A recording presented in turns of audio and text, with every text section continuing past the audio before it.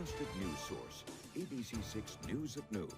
Good afternoon, everyone. Thank you so much for joining us. I'm Doreen Scanlon. There is lots of sunshine out there today. We take a live look over Providence with our sky cam. So a couple of clouds in the sky, but really bright out there. Chelsea's in the Weather Center with our first forecast. Hi, Chelsea. Hey, Doreen. Yeah, today where we have sunshine from start to finish, unlike yesterday where we started the day so wet. It took a while before we got some sunshine popping through. Temperatures are in the mid-50s right now. There is a breeze. It's coming in out of the west-northwest, a bit gusty outside as we head through the afternoon hours, but that breeze will be slowly backing down later in the day. At the moment, you're looking at gusts anywhere from 20 to 30 miles per hour in most locations. With temps in the 50s, we don't have to worry too much about wind chill temperatures. That being said, of course, if you're caught out in a walk in these gusty winds, it's going to make you feel a bit cooler outside. Satellite radar image is quiet and clear. A couple of those fair weather clouds coming in and out with those gusty winds from the northwest. Otherwise, you can see most of the northeast right now dealing with sunshine, and that will continue for the remainder of the afternoon with clear conditions as we head into the evening. We top out in the mid to upper 50s, just slightly shy of our average high of 61. Overnight, we have clear and chilly temperatures expected. There's actually a frost advisory for most of the area. I'll have more in your full forecast in just a few minutes. Doreen? Chelsea, thank you. A New Bedford woman charged with murder is due in court today. Chelsea Pimentel is accused of killing 62-year-old Kevin Stoughton. Stoughton was found dead inside his North 6th Street apartment earlier this month. Texts sent by Pimentel that appear in court documents show she was discussing an argument with Stoughton, saying he hit his head on a dresser. The documents say Pimentel's mother called police. Turning to our schools now, and a Westport Public School staff member is on leave after an allegation of misconduct. Superintendent Thomas Aubin wrote a letter to parents yesterday announcing that news. Aubin says the school department was made aware of the allegation on April 7th. The staff member was placed on leave at that time.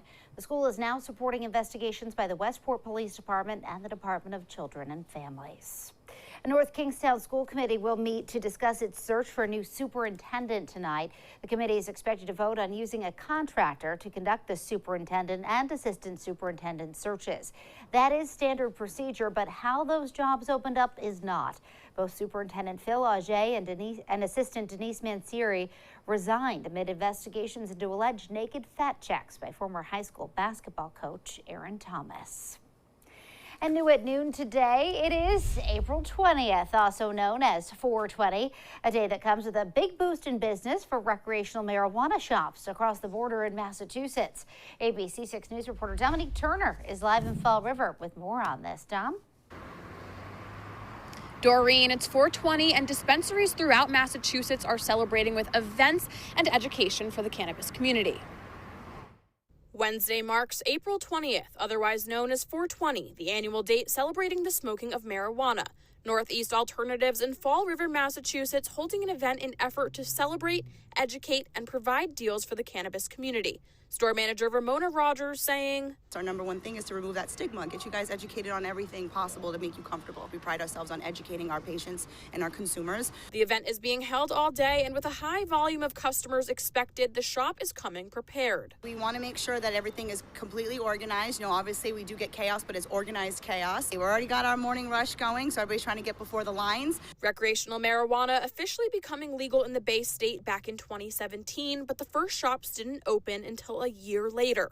Meanwhile, over the border in Rhode Island, cannabis is not yet legal for recreational use. State legislators introduced 2 bills back in March that would legalize recreational marijuana. The bills would allow anyone over the age of 21 to buy, possess, and grow up to an ounce of cannabis, and would start the sale of recreational cannabis on October 1st at existing medical dispensaries with hybrid licenses.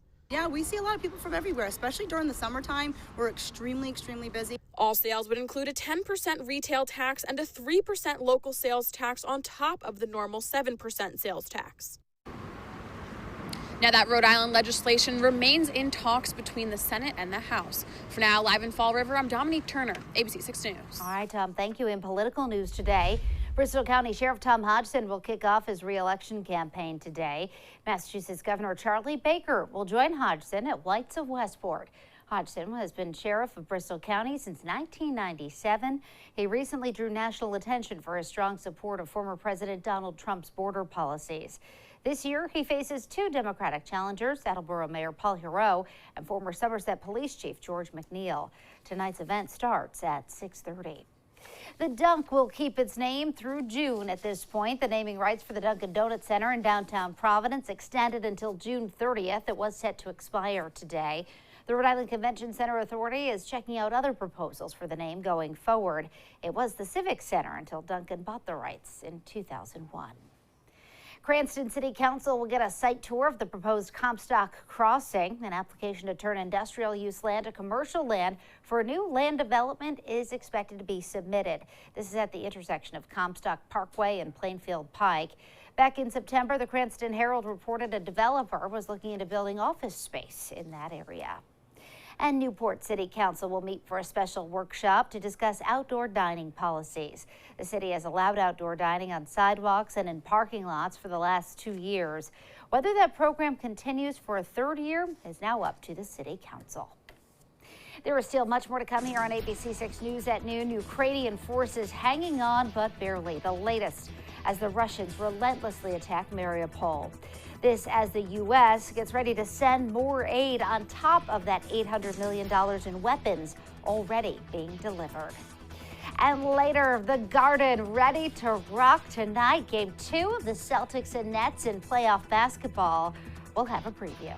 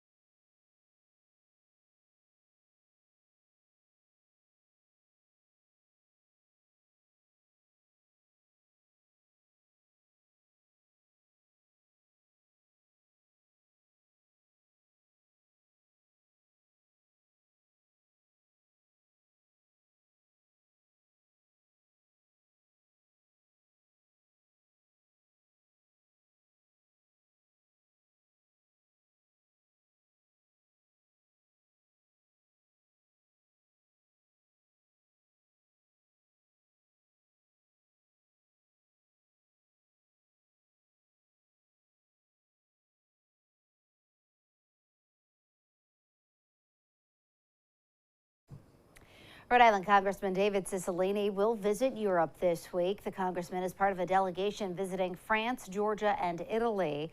On the agenda, meeting with diplomats and other government officials about the war in Ukraine, among other topics. Cicilline said reassuring Georgia of the United States' commitment to the Ukrainian people will be one highlight of the trip. Meantime, Russian forces have given a deadline for Ukrainian troops holed up in a steel factory in Mariupol to surrender. Ukrainian forces remain defiant but warn they don't know how much longer they can hold out. ABC's Justin Finch reports. As Ukraine's military fights off Russian attacks across the eastern half of the country, its leaders insist holding Mariupol's Azovstal steel plant is a top priority. If that plant falls, so does the city, giving Russia a critical land bridge between occupying forces in eastern Donbass and southern Crimea. Inside Mariupol, city officials claim more than 1,000 civilians are taking refuge, women, children, and the elderly, alongside Ukrainian fighters. ABC News cannot independently verify that claim. Speaking to the Washington Post, a Ukrainian Marine commander says he's holed up in that steel plant, fighting to keep it in Ukraine's hands. He says forces may have only days or hours left. As Ukraine's President Zelensky says Russia's major offensive in the east has begun, sources tell ABC News the Biden administration is readying another military aid package that could number in the hundreds of millions of dollars. That's on top of the $800 million weapons package that's already being delivered. The Pentagon saying that Ukraine now has more operational military aircraft and plane parts than they did just 2 weeks ago, but was reluctant to say where those aircraft and parts had come from. They have received additional aircraft and aircraft parts to help them, get more aircraft in the air. Press Secretary Kirby says it is unclear when other heavy military equipment like those howitzers promised by the U.S. will arrive in Ukraine, but he expects it will be soon. A senior U.S. defense official also telling ABC they don't believe it is inevitable that Mariupol and eastern Ukraine will fall to the Russians. Justin Finch, ABC News, Washington. Well, still ahead here at noon, honoring Somerset native Jerry Remy, what the Red Sox have planned for tonight. And can tonight's Celtics game top Sunday's buzzer beater? We'll take a look ahead to Game 2.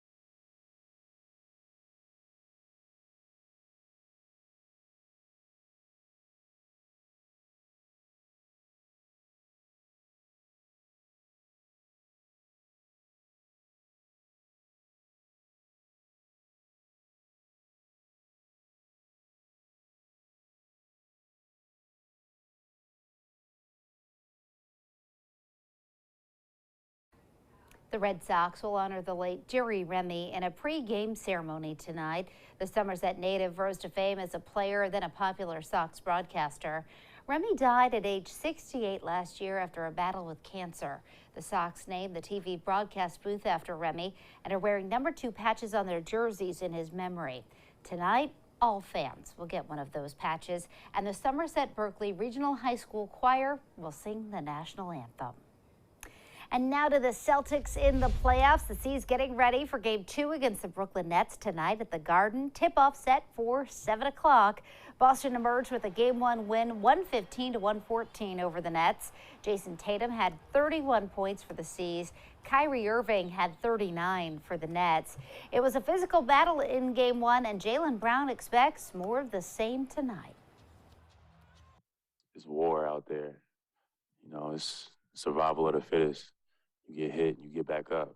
If the ref see it, he see it. If he don't, I ain't gonna lay there. I gotta keep playing. I gotta get up and move on to the next play. So that's what I signed up for. Now, speaking of Kyrie, he was fined $50,000 by the NBA for directing obscene gestures toward the crowd in the Garden in Game 1. It's all just part of the latest chapter in the back and forth between the Nets guard and Celtics fans ever since leaving town after his vow to re-sign with the Celtics. The NBA says Irving also directed profane language toward the stands. And now, your ABC6 Storm Tracker weather with meteorologist Chelsea Priest. Well, plenty of sunshine outside today, much better than the conditions we were experiencing yesterday morning, especially into the afternoon. We slowly started to dry out and we eventually got into some sunshine. But today, sunshine from start to finish. Temps outside are in the low to mid 50s. It's 54 in Providence, 51 in Newport, 52 in Westerly, 51 in the Block Island area, 54 in New Bedford, 52 for Falmouth right now. The average high is in the low 60s for this time of year. So we are sitting just below that, but we are going to eventually in the coming days start to see conditions warming up. It's breezy. The wind is coming in out of the northwest, 10 to 20 miles per hour. Some gusts coming in 20 to 30 miles per hour outside this afternoon. So it is a breezy afternoon. Typically makes us feel a few degrees cooler, but all in all, we are looking at dry conditions, sunny conditions. We're going to continue to see sunshine for the remainder of the afternoon. Much wider view shows you the dry conditions really for all of the northeast, a few clouds up to our north, but all in all, we're looking at sunshine, high pressure and control. There is a system off to our west. We are going to see some clouds increasing as we head through the day tomorrow. Today is sunny. Tonight is clear, and tomorrow morning starts with some sunshine. As we go through things hour by hour, you'll see sunshine outside for the remainder of the day today. We have clear, kind of chilly conditions overnight. We actually have temperatures that'll dip down into the 30s by tomorrow morning. Frost advisory if you have any sensitive plants that have already been put outside. We'll see sunshine to start the day tomorrow. Clouds slowly start to increase into the afternoon. You get some passing clouds in and out of the area. There's rain off to our west tomorrow afternoon, but really by the time that gets there, for the most part, it kind of fizzles out. We may see a few little sprinkles coming through after dark tomorrow. Very light stuff, very scattered stuff, very isolated. It's not a lot of rain. Couple sprinkles outside through tomorrow in the evening hours, but by Friday morning, we're back to sunshine. And Friday looks like an amazing day with sunshine and temperatures actually in the mid to upper 60s. Now, it's nice to see all of this sunshine after the soaking rain we had yesterday morning. But for anybody suffering with pollen, you're feeling it. You have the allergies. And unfortunately, it does take rain to kind of settle things. So yesterday we were able to settle the pollen for a bit. Maybe you felt a little relief. With the mainly dry conditions in the coming days, those tree pollen counts are going to remain very high all the way through the weekend. So be prepared for that. We are looking at some sunshine today, mid to upper 50s expected, breeze from the west gusting around 20 to 30 miles per hour. Tonight is clear and cool. I have upper 30s for the Providence area. Outside of the city, those low-lying spots, that's where we'll dip down to the low to mid 30s. There's a frost advisory that's been issued for the area overnight. So again, if you have your sensitive plants, anything that may be potted outside, you're just going to want to protect it because we may end up with some frost. Sunshine to start the day tomorrow, afternoon clouds. Highs should top out in the upper 50s, about 60 degrees as we head into tomorrow afternoon. 7-day shows temps in the mid to upper 60s on Friday, low 60s on Saturday, staying in that upper 50s to low 60s range for the weekend. Doreen? Hi, Chelsea, thank you. And a sign of warmer days ahead, registration is now open for the Save the Bay annual swim. The fundraiser is on August 6th this year. Hundreds of swimmers will cross bay swim from the Naval War College in Newport to Potter Cove in Jamestown. It's all to raise money to support the efforts to improve Narragansett Bay. We have a link to register up on our website. That's abc6.com. Well, coming up, Netflix's next move to keep up with the changing subscriber base as more people leave the platform.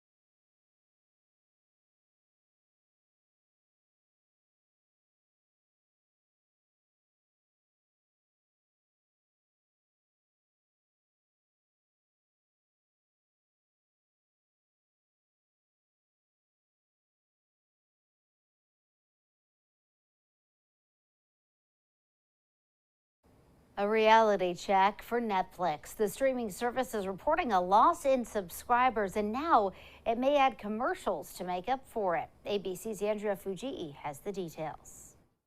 Overnight, Netflix stock plunging as much as 25% after the streaming powerhouse announced it lost subscribers for the first time in more than a decade. Just when you think it couldn't get any worse, it just does. Netflix blaming more competition, illegal password sharing, and Russia's invasion of Ukraine.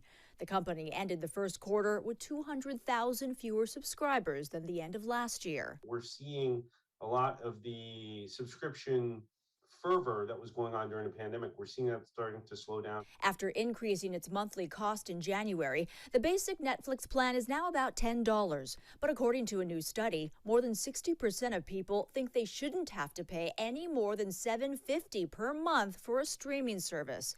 So in order to lower its price, Netflix is now looking at cheaper ad-supported subscription plans. Advertising is inevitable. You're going to have to do it not just to acquire new subscribers, maybe even to retain your existing subscribers. Netflix is also hoping to cash in on non-paying subscribers. The company currently has 222 million paying subscribers, but estimates that passwords are being shared with more than 100 million households, a potential new revenue source. They really haven't gone after these people. Netflix isn't the only streaming service hurting. Roku, Spotify, and Disney also traded lower Tuesday. Whatever Netflix decides to do, probably a lot of other services are going to emulate that in some way. Netflix says after suspending its service in Russia due to the war in Ukraine, they lost 700,000 subscribers, and they expect to lose another 2 million around the world this quarter. Andrea Fujii, ABC News, New York. Well, still to come, finding out how the cookie crumbles, literally, the science behind your Oreos filling. Plus, Chelsea has another look at your afternoon forecast right after this.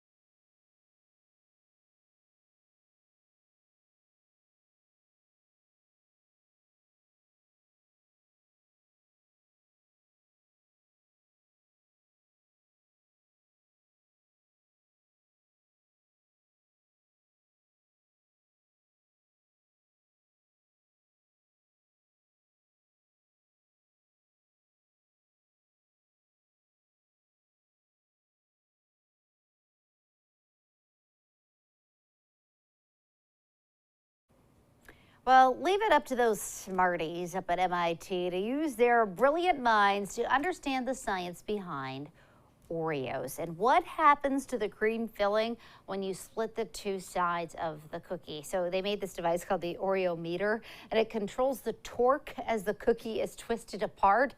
After many, many tests and many, many bags of Oreos, they discovered that the filling sticks to one side because of the manufacturing process. That puts the cream on one wafer first, which apparently that little bit of time difference apparently makes it stick better. So no matter how you try, unless you squish it, you're not going to get cream on both sides of the cookie. I mean, aren't there a few other things that those brilliant minds at MIT could be working? Just saying. They used it for Oreos. No offense, guys, but yes. They also studied out how long you have to dunk it in milk and before it starts to fall apart. Okay. These are their studies. Important things going on in Yes.